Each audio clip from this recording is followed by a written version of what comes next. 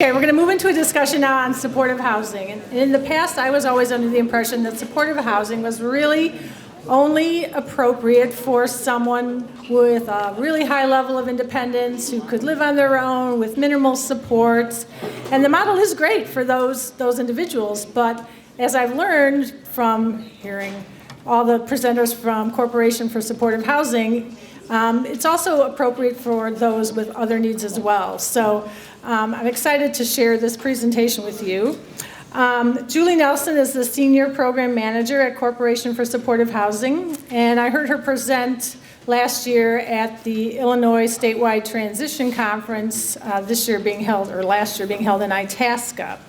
Her description for me was the best I'd ever heard because it was so clear to me how you could make supportive housing work for someone.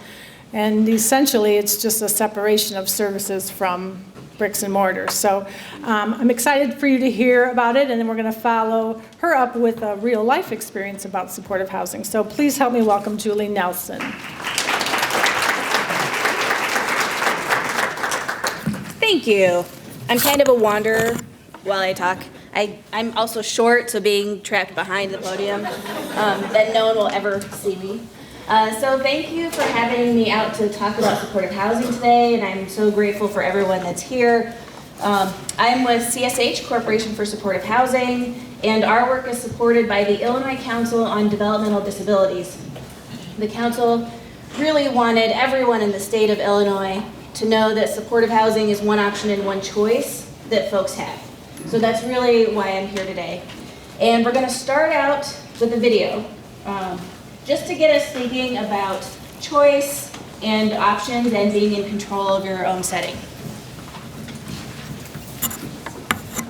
Oh, thank you.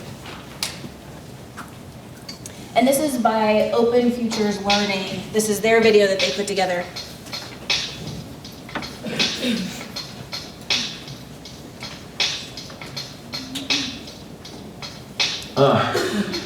Hands off, it's my home. Hands off, it's my home. It's my home. Hands off, it's my home. It's my home.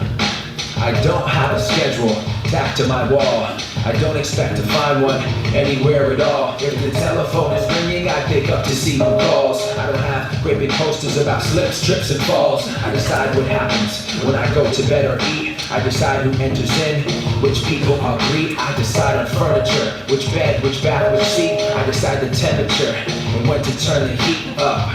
All the things around my house belong to me. I don't have strangers coming in, changing channels on my TV. All the mail I get is opened by the addressee. I have dominion in my castle, have my privacy.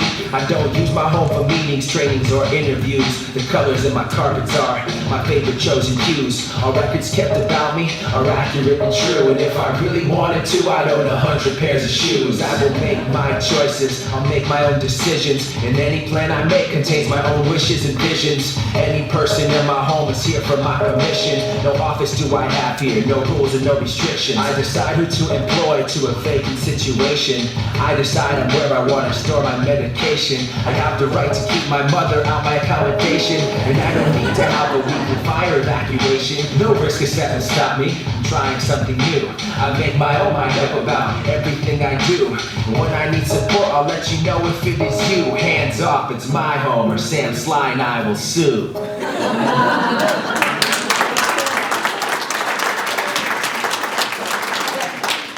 I'm glad everyone loved that video as much as I did the first time I got to see it. So I thought that'd be a great way to just start the conversation today about supportive housing. Again, this is one choice that folks have. And I'm going to start with a little background about CSH.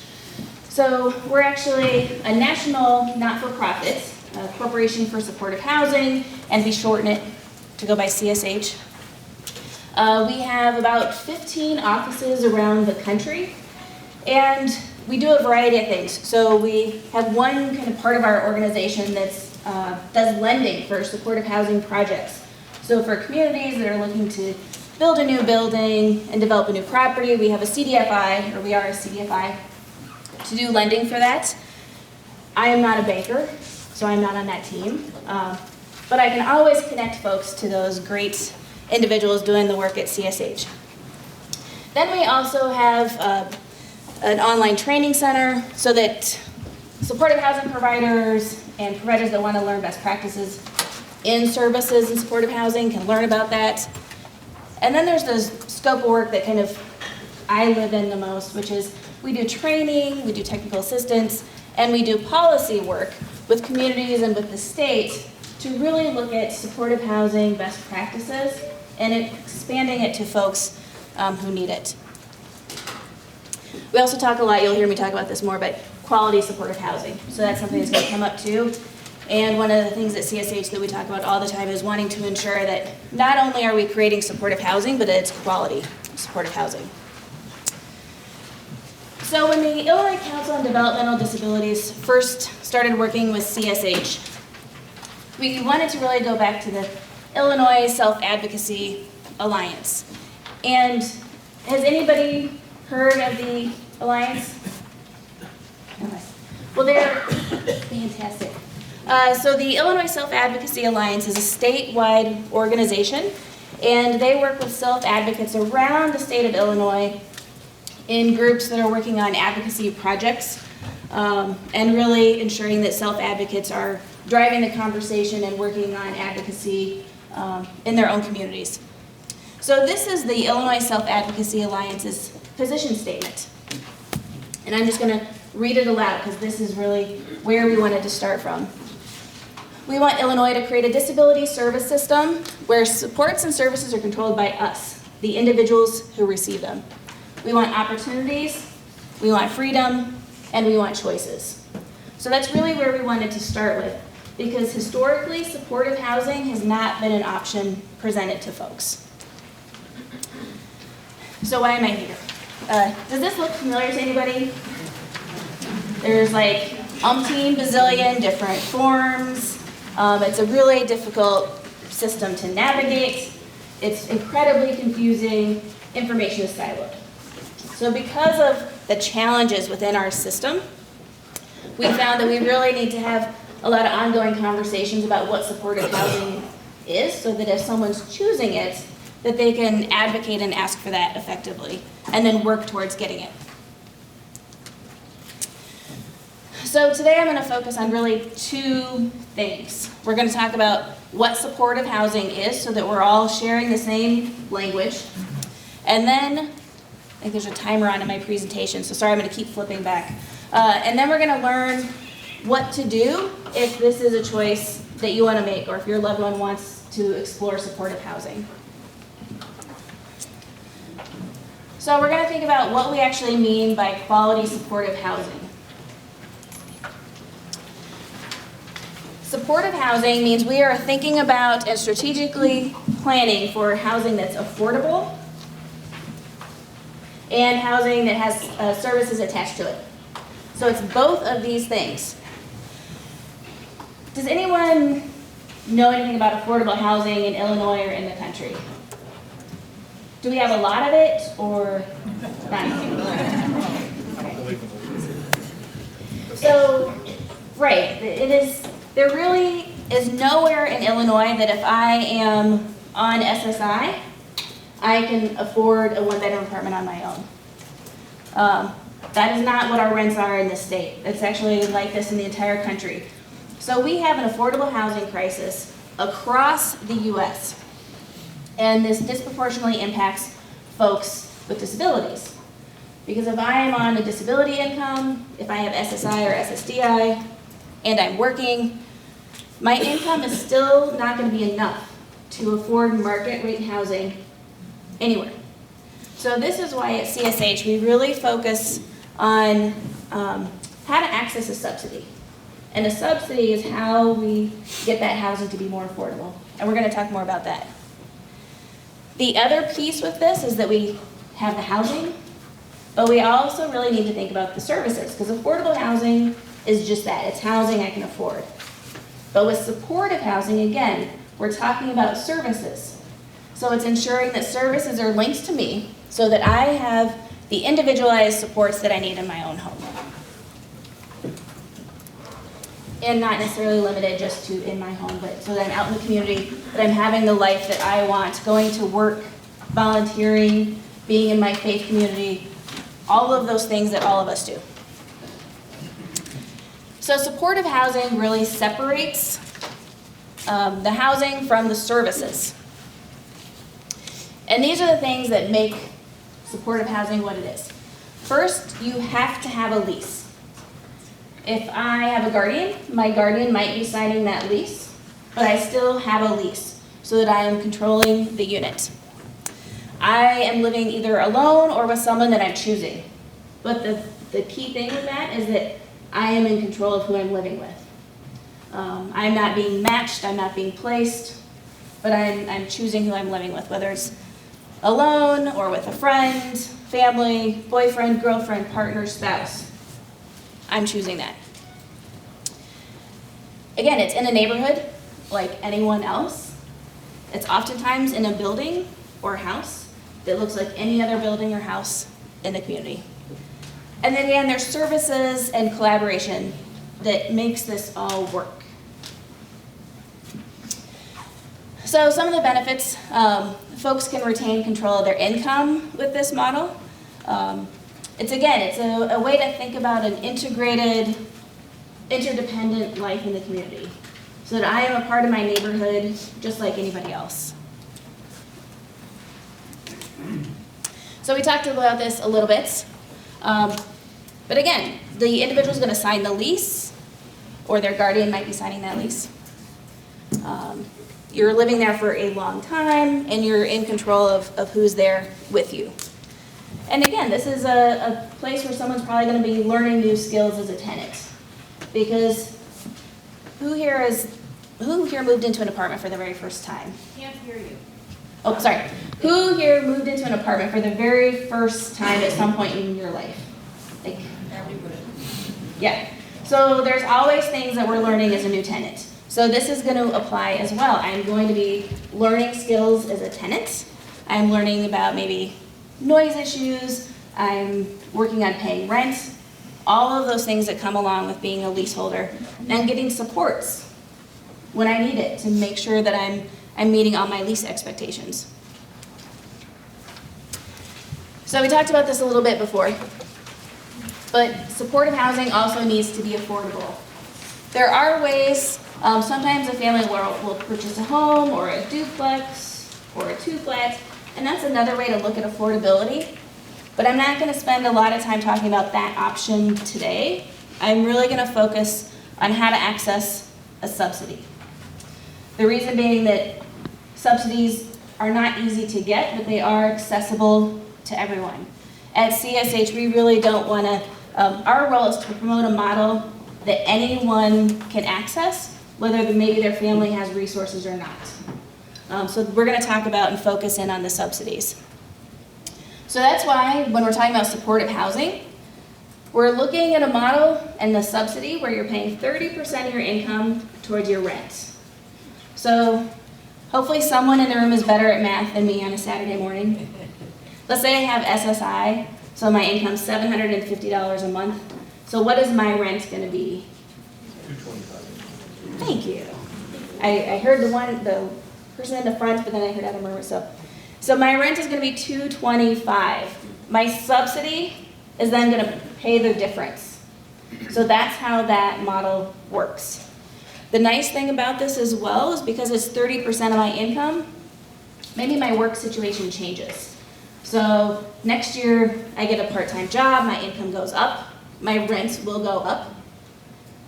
Maybe in another couple years I have a job change, my income is different, maybe a little higher, maybe a little lower.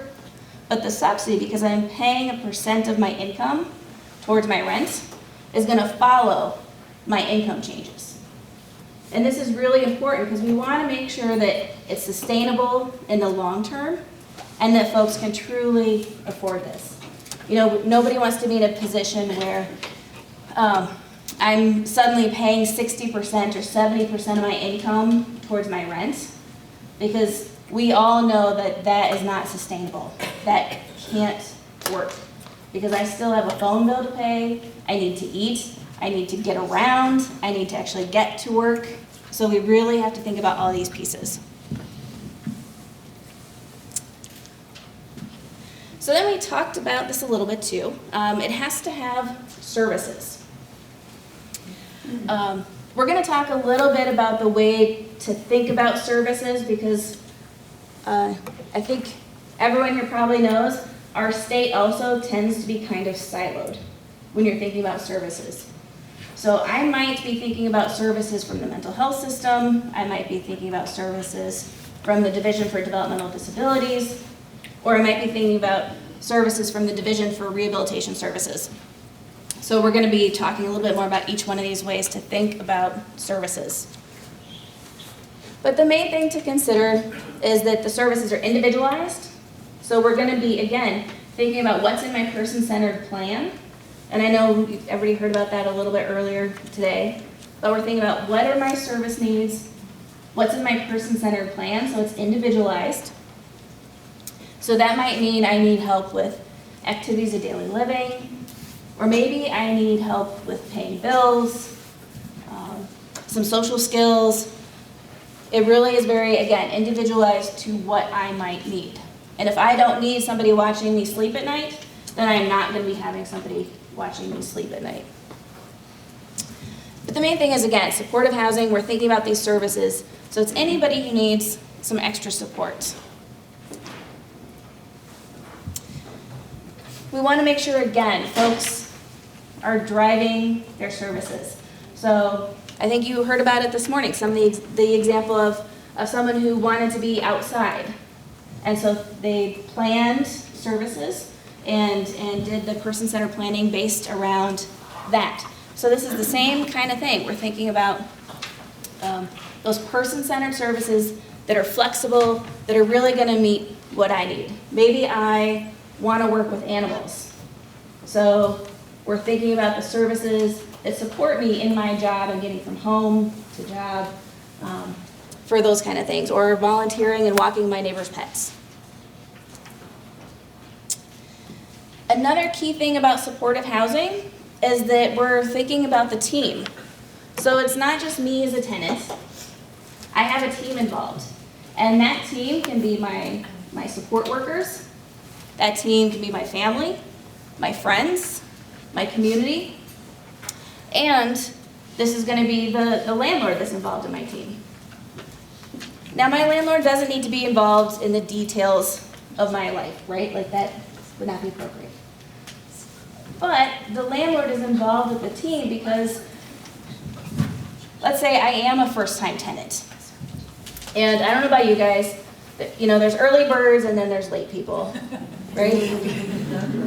I am not an early bird. I am on team late night person. I don't know who else here is on team late night. I hear some laughing, so great. I love my late night folks over here. Well, I'm also a gamer. So if I have never lived on my own in an apartment before, I'm a gamer, I love being up late at night. Maybe, and maybe you guys aren't familiar with this, but anybody get really excited when you're gaming? Right. Or maybe I just love music, but I'm also like a late night person. Well, my neighbors might not love that, right? Or I've been the neighbor that doesn't love that sometimes too, right? So that's where the landlord communication comes into play, because if my neighbors maybe aren't happy with my gaming at midnight, my landlord will just have a conversation with me and my team so that we can work together to modify those activities. And maybe I have a new limit on my remote control for the volume that, I'm at an 11 when it's 10 o'clock at night instead of the 21 that I had my volume controller on before, right? So this great teamwork is really all about learning new skills, great communication to make sure that I am successful in my home.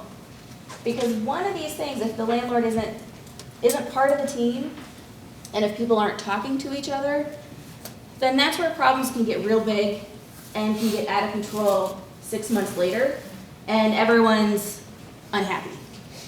So that's why this really good teamwork and communication is key. And last but absolutely not least, it's all about being in a neighborhood just like anybody else. I'm going to work, I'm going to my volunteering, I'm going to a program, I'm going to the store. I'm doing all of those things just like anybody else in the community, and I'm meeting my neighbors. So we're coming back to this. Supportive housing, kind of one of the key takeaways is to think about separating the housing and the services. So if this is a model that somebody's interested in, we have to think about what is our plan for services and what is our plan for housing. We have to think about them separately but at the same time. Does that make sense? Okay. And there's two different processes to get those in place. So these are the different adult service systems that someone might be working in. So there's the Division for Developmental Disability Services. This is where someone's on the PUNS wait list, getting selected for services. Working with your Independent Service Coordination Agency. So that's kind of the Division for Developmental Disability. Then there's the Department of Rehabilitation Services. That is another way that someone can get services. Oftentimes for folks that need support in the home with physical disabilities, they also do vocational services. And this is a whole other conversation of, if you need a deep dive into the different service divisions. That's a whole other day-long thing, but this is a snapshot, right? Then we have Medicaid for our behavioral health needs. So if I need access to mental health services or behavioral health services, Medicaid is my path to that. And then there's other waiver services that we won't get into the weeds of, but there are other waivers. And then there's natural supports or private pay. So again, these are all ways to think about how to access the supports that I might need in my home and in the community. Also just kind of making a general plug to get connected into advocacy and education that's out there connected to these different kind of state silos. The ARC of Illinois, the Centers for Independent Living, and NAMI are really wonderful, strong advocacy organizations that can help you get linked in and help you learn about these service systems.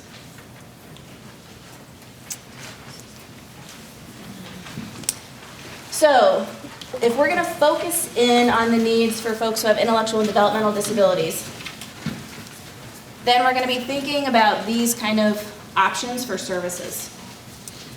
So the Division for Developmental Disabilities, the two kinds of services that work with supportive housing is home-based or intermittent SILA. And the fantastic thing is you're going to hear from folks after me about what it's actually like to live in supportive housing, which is fantastic. And these are some of the ways that working with an agency, you can get those services in your own home.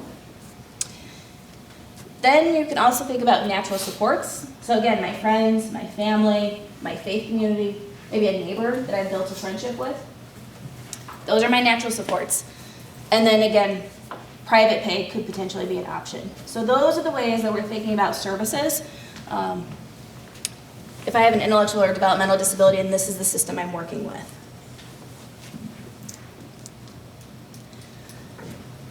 So now we're going to talk about getting the housing. So, sadly, there is also, you know how there's not just one easy straight door to go through to get connected to services and to get connected to all the things that you or your loved one might need? Well, unfortunately, housing also has a couple different doors.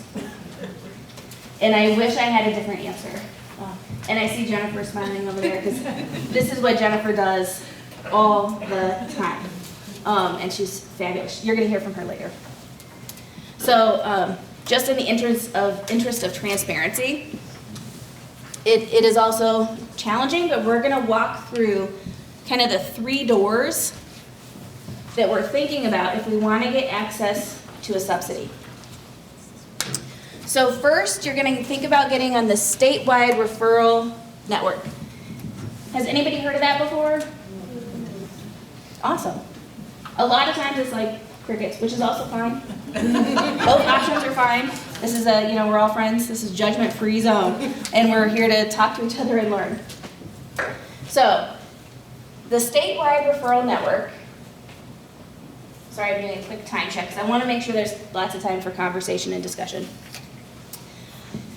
It is a statewide wait list for a subsidy. The statewide referral network is specifically for folks with a disability and who meet the income criteria. There is like an income limit or a maximum for the statewide referral network. Now you can get connected to the statewide referral network through an organization. I can't actually put myself on this wait list, okay? But I need to work with somebody else. There's a couple agencies that you can work with. If you already are working with a service provider agency, like Clearbrook, they can assist you in getting on the statewide referral network. AID does this as well. And these are not the only two organizations. There's quite a few that work with folks in getting on the statewide referral network. However, you also can go to your independent service coordination agency. And this, your ISC, people shorthand this, but it's Independent Service Coordination Agency. This is the agency, you might have heard like PASS agency. They're the agency that's getting you on the PUNS list. Is that all sounding? Yeah. I'm seeing a lot of heads nod, so that's excellent. Community alternatives. So CAU is the one for your guys' area. Thank you so much. Sometimes I forget like where their boundaries are, and I hoof it around the state, so I have to think about it. So CAU can also get you on the statewide referral network. And it's actually the state has said it's the responsibility of the ISCs to get folks on the statewide referral network if that's what they want. A lot of times you have to ask for it. And we all know that sometimes there are staffing challenges and training challenges.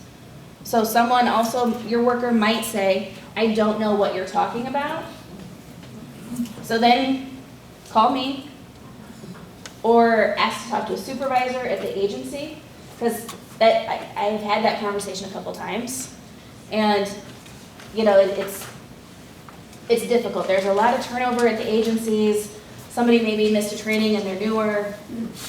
So just know that if you are ever told, I have no idea what that is, please don't let that stop you. That's where you can call up me or ask to talk to a supervisor at the agency. Because we absolutely want to help you get through these steps. And that is a barrier that has come up before, and it might come up again. So I just like to warn people about the barriers that I have seen along the way. So the statewide referral network is, again, it's the statewide listing, but you're going to go in there and you're going to pick what communities you want to live in. So the worker will sit down with me or my family. We'll talk about which cities or which townships work for me in my life. Because if I live here, do I really want to get matched to an apartment in Champaign? Right. I mean, okay, maybe there's one person out of 1,000 that for some reason Champaign might work. But the whole point is to make sure that I'm getting matched to a unit that's in the community that I live in, where I already have my services, where I have my connections, where I have my life. And so you're selecting which communities and which cities will work. So that goes into the system.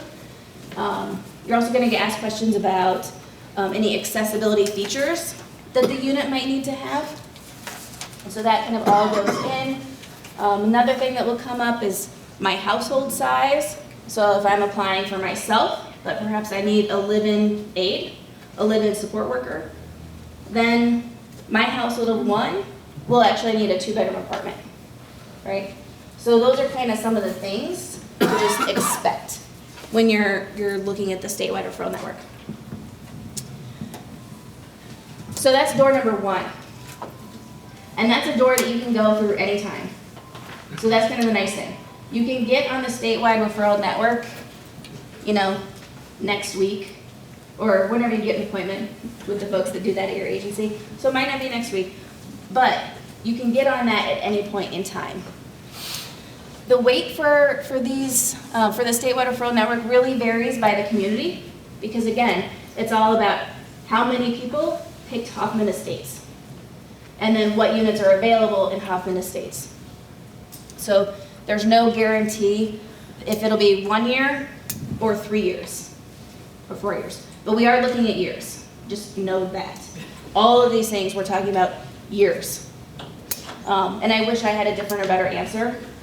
I absolutely am on team. I wish it was here for everyone tomorrow. But sadly, that is absolutely not where we are at with housing in this country and in our community. So the second door that you can go through to get access to subsidized housing is through a local public housing authority. So this will be over maybe by like the coffee table. I'll leave some of these at the end. I have a listing of all the public housing authorities kind of in the Chicagoland region, one that's for the entire state. I kind of use whichever depending on where I'm going. But to kind of shortcut that for you a little bit so you can see in the Chicagoland area, here are the websites and phone numbers for all of the local housing authorities here. So a housing authority is going to have a couple different kinds of housing. So let's say you start looking at their website. There's one kind of housing subsidy that's called a housing choice voucher. And that's where the subsidy is actually attached to me as the individual. And I just use very lay, like normal person conversation when describing these things. So just think of it this way, your housing choice voucher is attached to me as the person with the disability and as the tenant.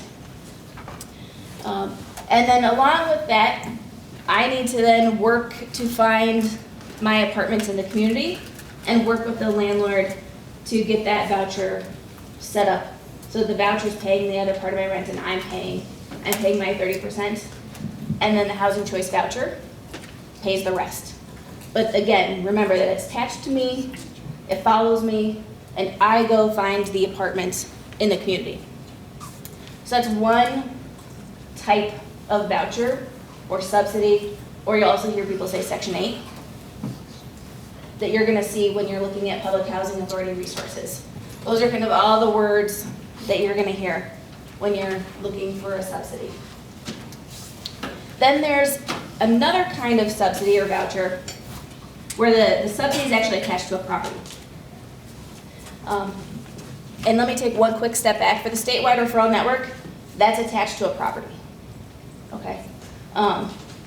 So again, statewide referral network, that gets you matched to very specific buildings. It's not a voucher that's going to be attached to me. So we'll jump back to our door number 2 with the Public Housing Authority. You can see a listing of all the Public Housing Authority properties generally, and you're going to go through and you might see some buildings that are for seniors only. That's very normal. But you know, if I am 25 and I'm a young adult, I am applying for subsidized housing, that is not going to be a good fit for me, right? So just be aware of these things and to not be surprised when you see them as you're looking through these resources. So just know there's going to be some properties there where it's not going to be a good fit.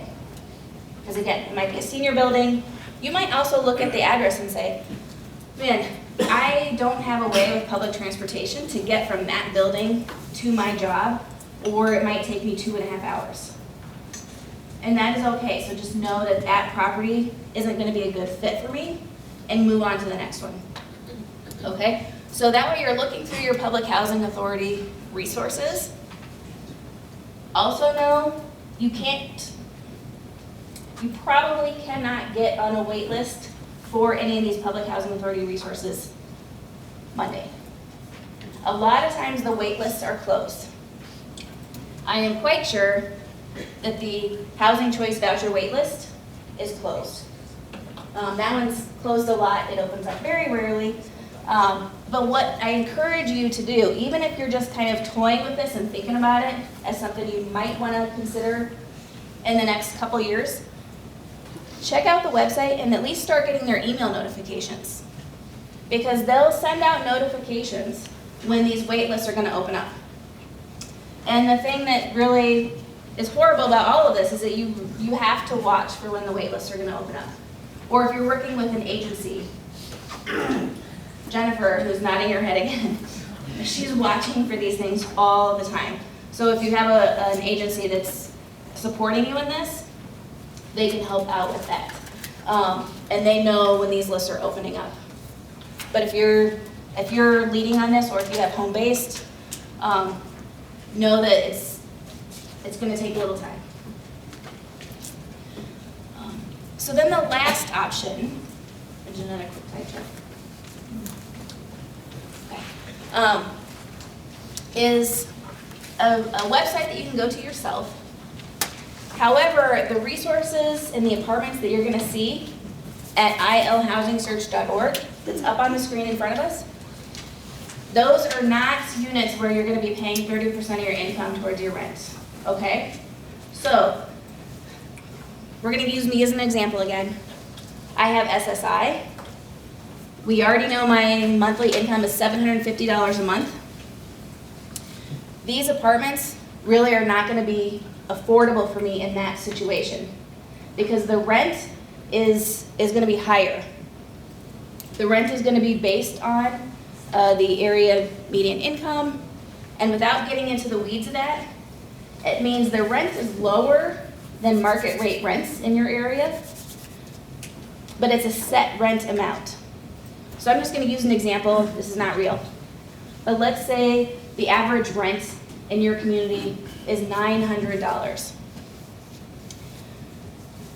Units that are a part of this, that are a low-income tax credit property, maybe the rent will be $700 instead of the market rate of $900. So it's almost like there's a light subsidy that makes the rent cheaper, but the rent is not based off of my income. The rent has nothing to do with my income in these properties, okay? So that's why it could be a great option if maybe there's a couple people, like 2 people that are gonna move in together. If I have SSDI and I'm working, or perhaps I am working full-time, but my income is below, again, what I can afford with a market rate apartment, this could be a really great option. And so you can look online and find these units anytime. You can do a search so that you're looking for units that are available today, but you can also do a search that's just for all the buildings in your community. Because that way you can check and see, if you're not looking for something, next week, you can take a look and see, you might find a building that actually could work out fantastically. Maybe they don't have any openings right now, but you can call up the property and let them know that you want to be on the wait list, you want to find out when they're going to have openings, those kind of things. So I know this is a lot. And I'm going to pass around this. I certainly do not want anyone to put their email address on here if you're not interested. Just pass it along. But at CSH, we do monthly calls. It's like a conference call where you can just call in, and if you run into a barrier, you can join the call. We do email blasts about kind of very specific Illinois-specific things. This is an email list that's not the giant CSH all-in emails that you don't care about. But this is the Illinois-specific one.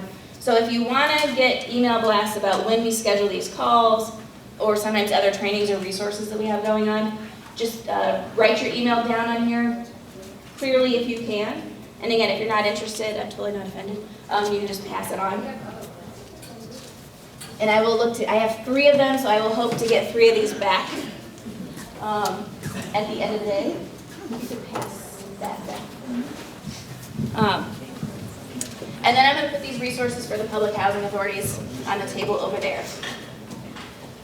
At this point, we're going to watch one last video and just talk. So here's our upcoming schedule of our supportive housing coffee talks, is what we call them. But really, it's me on the other end of the phone. I'm just there. If no one calls in, I'm still there. And if you call in, then we chat. You know, it's very friendly. We're all very friendly. Sometimes it's no one, and sometimes there's like 7 people. And that way you can just low barrier, jump in, ask a question. If you hit a barrier, see what we can do to help solve it. So we schedule these every month, and getting on this email list will let you know when the future ones are. So that's me and my contact info, which you guys have in your packets. And then if you are interested, there's more resources. So we're going to show one last video that we put together, but we also have quite a few different resources online. So these are all of our different videos. There's a link to the one that we saw earlier. There's also 2 different digital books. So they're like ebooks and flip books that have audio with them that talk about supportive housing. And then you guys also have a copy of a toolkit in your packets. It is kind of a longer document, but don't be afraid. There's a couple tools in there. So one, it talks about if you want to join kind of a community group and work on actually getting a new building built in your community. There's resources and kind of some info about how to do that and link back in with CSH. But there's some other sections too that talk a little bit more about thinking and planning if you want to look at supportive housing in the future. So tools connected to budgeting, thinking about what skill building or support services might need to be in place. So that's actually in your packet, and thank you guys for putting that in the packet. It's really great. Yeah, so the reason we put that packet in, and there are a lot of great ones out there, that's it. Can you hold it up for everybody to see? That's the workbook, the CSH workbook. Sorry. I talk so loud. I talk so loud, I thought for sure everybody could hear me. Sorry, thank you. So we put that in the folder because that workbook really represents whether you're just wanting to think about it and what you should be thinking about. That first 10 to 12 pages covers that kind of divides it up and things you should start looking at, looking for, and thinking about with your loved one and and their family supports and community supports. And then the second half is if you are wanting to really pursue the supportive housing, who might you want to do this with, as has been discussed this morning, as well as how might you all want to do this? So it's about advocating and researching and advocating about what's out there. So Connected Community, we do info tours once a month, and this year we've focused specifically on housing, but we've done a lot of outings, info tours to different housing models so that we could all learn what is available, what people have done some creative housing. And whether it's living on a campus site in a more sheltered community environment or living next door to mom and dad, who knows. But to give people different ideas of what is available. So as you're moving forward, do you want to work with other people? Who are those other people? And also, who do you want to talk to in your community? Who are allies who can help make a difference to create or find or save housing models that could work for your loved one and our loved ones, right? So that's one thing. So it's a great resource no matter what. As you move forward, don't be intimidated, just read it. You don't have to do anything if you're not ready. And then also in our resource list, under supportive housing, everything that Julie talked about, I have the link in that supportive housing section for you. So again, when you're comfortable, we can just go ahead and look at those and you'll get a better idea of specifically what she's talking about and where those websites are. Awesome.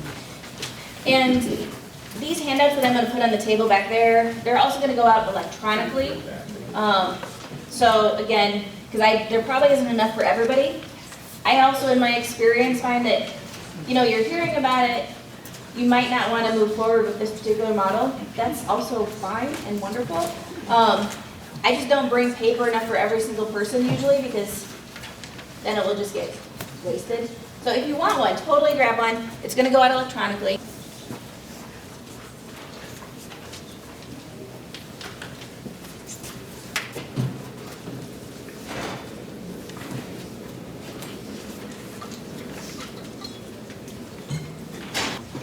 think we changed our mind, we're not showing this video. Ask the questions you want. Hi, my name is Phyllis Kinch. I'm the mother of Tom Sadowitz. And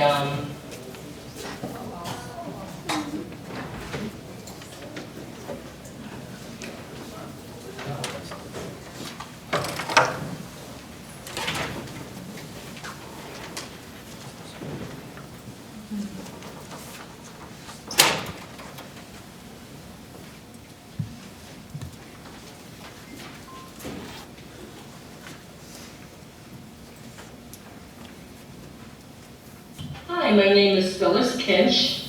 I'm the mother of Tom Sadowitz. And we've adopted Tom when he was 8 years old. Now he's 41. And he's been the apple of my eye, and he's my sunshine and the star. And I just love him to bits. And this is my husband, Frank. And we've been married 5 years, so he's kind of been brought into the game. We found this place, which is close. And we also gave him the option of moving to Bourbonnais, not with us, but near us, because we knew he had to be eventually on his own. So he chose to stay here. He has a personal support worker, which makes it very easy on us. Tom does a great job actually living on his own.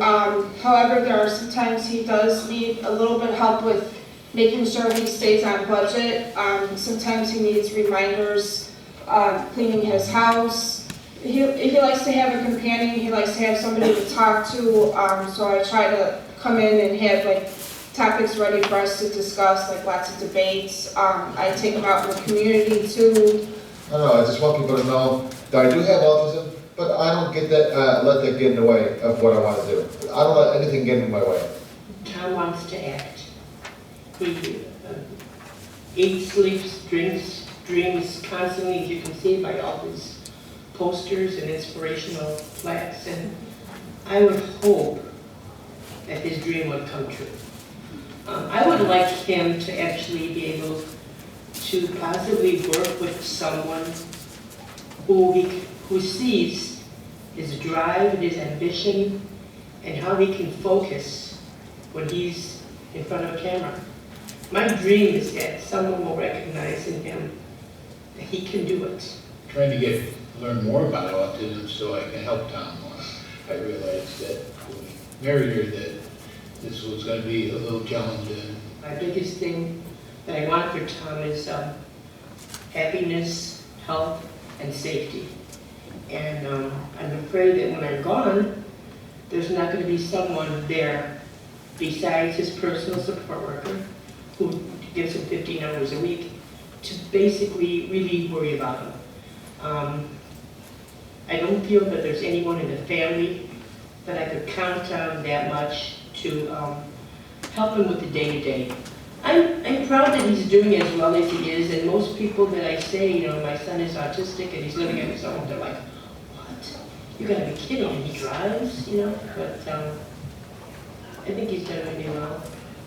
And, sometimes I wish he was closer to us, just so that I could introduce him to the things that are out there that I feel being in Bourbonnais, it's a smaller area, smaller county. There's more things and more trusting things out there than there are here. So that's why sometimes I wish he was with not with us, but yes. I think he's done a real good job. I'm proud of him.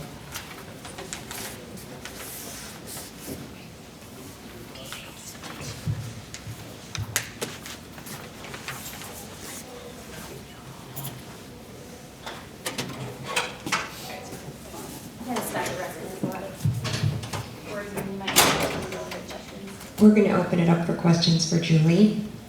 So, of course it's way in the back. I think since they wrapped, these questions should be wrapped, okay? So if you can wrap your question, that would be great. We'll give her a beat? Yeah. Okay. So going back to the individuals that get subsidies, are there major issues or a percentage where you lose a subsidy and then what happens? So that is a great question.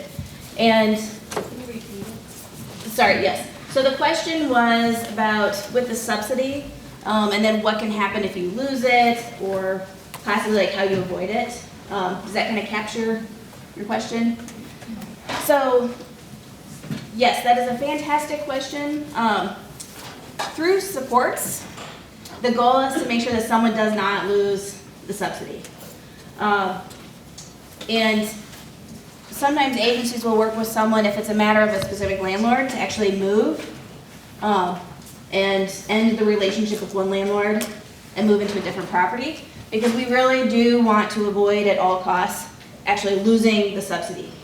It's much easier to find a new landlord and find a new apartment than to actually lose the subsidy, because that can also create problems in trying to get one back.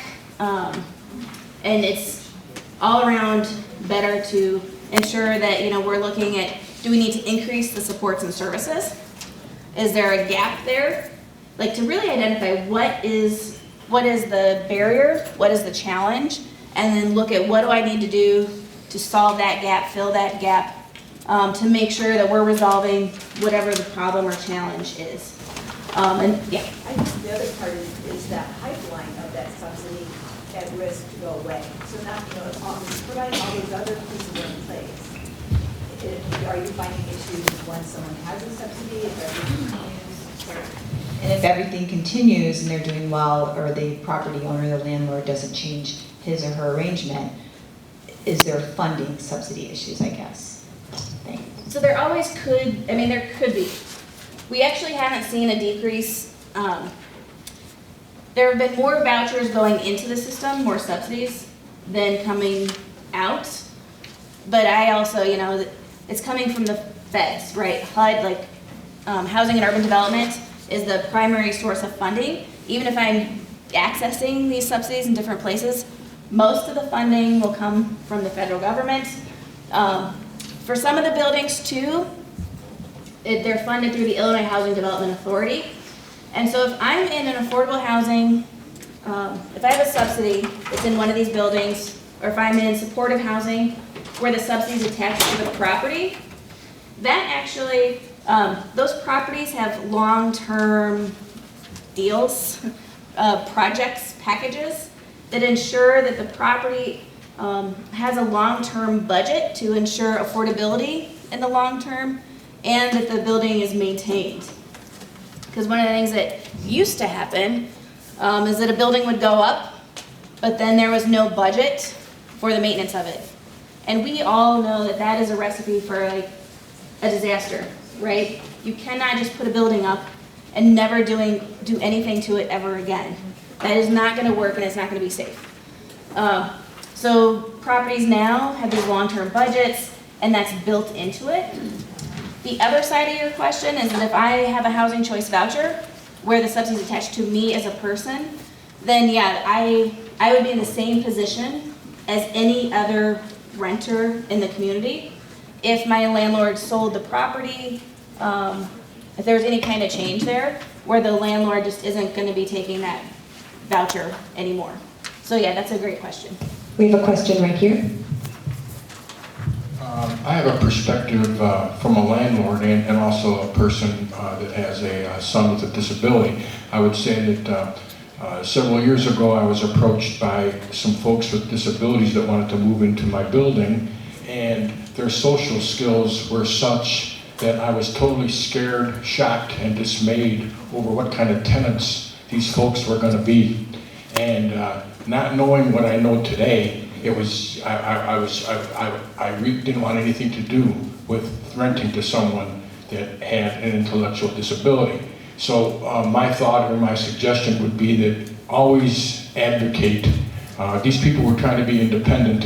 They were legally blind. One was legally blind, but their social skills were terrible, and I was scared. So I think that when you're looking down this path, you want to look at everybody's perspective as to what they have to offer. In retrospect, I attempted to open my building up to people with disabilities through several different agencies, and I was never given that opportunity to do that, which I think is very disappointing also. So my suggestion would be continue to advocate for your loved one in their role to be independent, but I think that in order to get them started, you want to have someone there to approach the whole situation so that you don't turn somebody off, so that they have a better understanding of what's going on. Because I think these people, once you do get that understanding, which I gained several years later, you have a fantastic tenant that is going to be there long term, that's going to be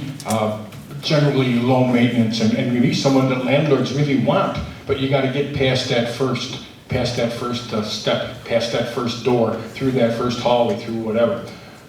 Thank you.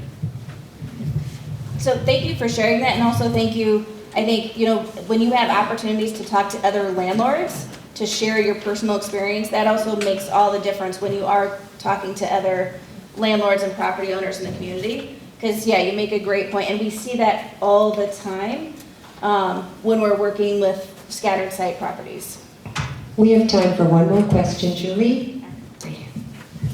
Hi.